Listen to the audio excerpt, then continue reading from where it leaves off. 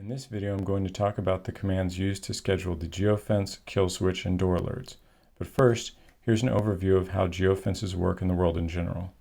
You set the geofence home, usually your house, and the radius.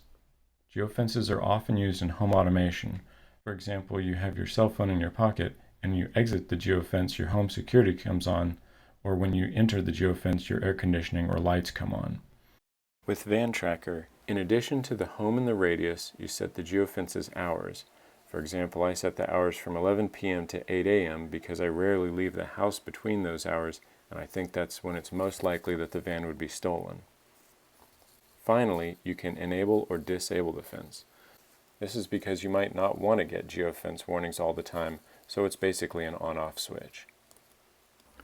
So, if the geofence is enabled, and it's between the hours you have set, if the van is not inside the geofence, alerts will be sent to the owner phone number.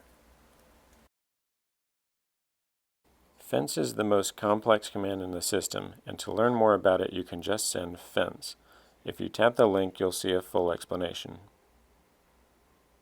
As I mentioned, for the geofence warnings to be active, the fence has to be enabled and the current time has to be between the hours. Here I set the hours from 11 p.m. to 8 a.m. I've done this by sending fence hours 23 8. Other commands are structured the same way. For example, you might send fence enable, or fence status, or fence radius 500. You can change the radius of the geofence, but I think the only time that's a good idea is if you're seeing false alerts due to the GPS signal bouncing around a lot, like downtown among lots of skyscrapers. Then maybe you'd want to increase the radius to 1,000 feet or more. I haven't observed this with Van Tracker, but all GPS systems can be affected by this bouncing effect. Sending fence home tells Van Tracker to save the van's current location as the geofence's home.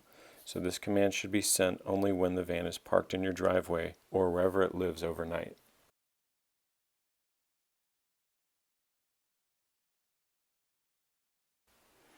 The kill command works the same way as the enable, disable, status, or hours from the fence command, and the door open alerts use the same enable and hours settings as the kill switch.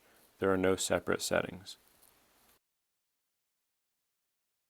Both is a convenience command for enabling, disabling, seeing the status, or setting the hours for both the kill switch and geofence at the same time. Finally, loc, or the whole word location, simply return the van's current location.